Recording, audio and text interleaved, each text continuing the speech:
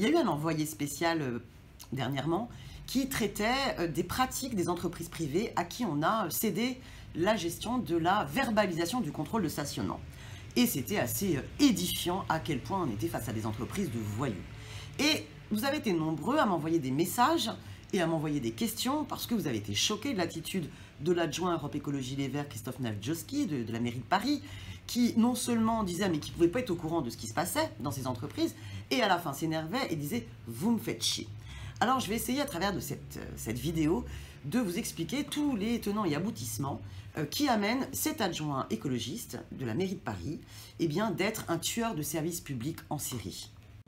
Christophe Najewski, mais aussi la maire de Paris, l'équipe municipale, ont décidé de privatiser cette verbalisation du stationnement pour faire en sorte que, en termes de recettes à la ville, sur le stationnement, on passe de 80 millions d'euros à 300 à 400 millions d'euros. Pourquoi ils sont sur cette volonté absolue de ramener le maximum d'argent dans les caisses de la ville? Eh bien parce qu'ils sont soumis à la pression des baisses des dotations de l'État. Et surtout parce qu'ils s'y soumettent. C'est-à-dire qu'ils n'organisent pas une contestation. Parce que vous imaginez quand même, Paris, c'est la capitale. Toutes les collectivités en ont ras-le-bol d'être étranglées. Et si la ville de Paris était décidée à créer une mobilisation avec l'ensemble des collectivités, on pourrait mettre le holà à cette logique-là. Mais ils s'y soumettent. Et ce qui est en train de se passer, c'est extrêmement grave. Parce que Macron impose une contractualisation avec l'ensemble des collectivités. C'est-à-dire qu'il leur dit, eh bien, vous devez vous engager à ne pas dépasser 1,2% d'augmentation de votre budget de fonctionnement, voilà, chaque année. Sans cela, eh bien, on ne vous donnera pas les dotations de l'État qui correspondent à vos dépenses.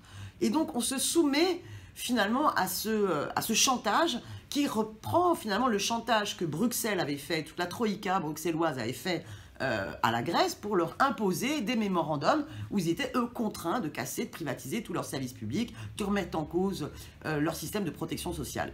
C'est la même logique qui est en train de se faire aux collectivités. Et finalement, en acceptant ce cadre-là, c'est un pacte avec le diable. C'est un pacte avec l'ordolibéralisme que l'équipe municipale a signé.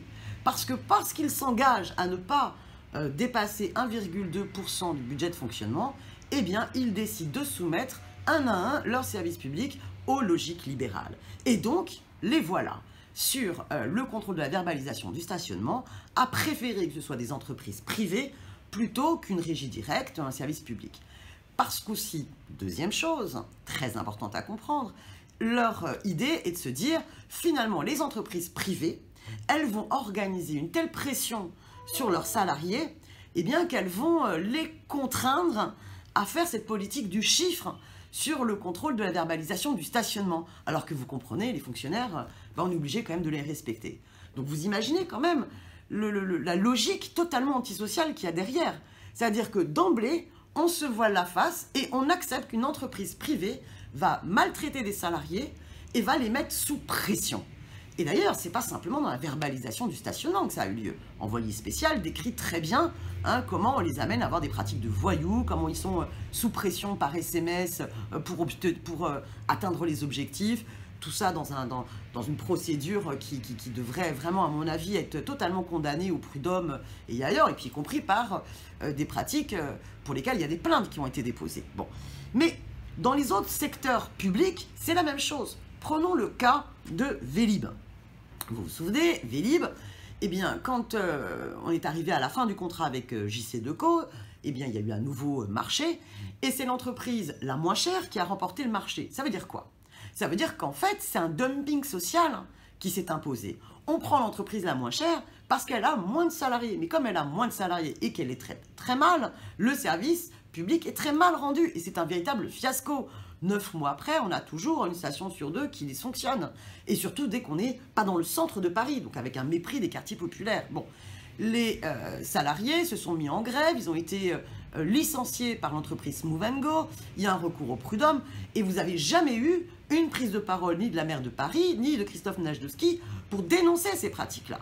Donc vous voyez bien qu'en se mettant dans le moule de l'ordolibéralisme, de la baisse des dépenses publiques, on accepte et on se soumet au recours au privé.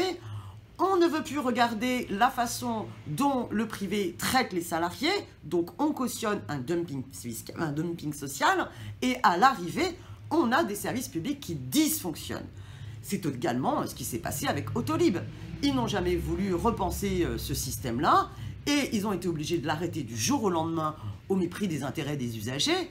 Et résultat, ils développent là carrément le free floating. Bon, bah alors le free floating, alors là c'est la phase ultime des grosses entreprises de location de voitures qui vont pouvoir avoir Paris comme terrain de jeu avec la possibilité de se faire du bénéfice sans prendre en charge, sans payer réellement ce que ça coûte à la ville en termes de services qui est rendu sur nos places de stationnement, puisque c'est des sommes dérisoires que les loueurs de voitures vont devoir régler. En conclusion, on a donc une équipe municipale, une majorité municipale, qui signe un pacte avec le diable en acceptant sans résistance la contractualisation de Macron. Ça les amène du coup à s'infuser complètement une logique ordolibérale de dumping social, avec un recours aux entreprises privées pour gérer des services publics. Ils n'en ont du coup strictement rien à faire des conditions de réalisation de ce service public et la façon dont sont maltraités les salariés et où à la fin le service public dysfonctionne complètement. Et donc on est dans un tunnel comme ça où on nous impose des politiques libérales. Donc il faut absolument que ça change. Et on voit bien du coup l'articulation entre les politiques municipales et les politiques européennes. Il nous faut des élus qui résistent à cela et qui pensent qu'il y a une autre politique possible.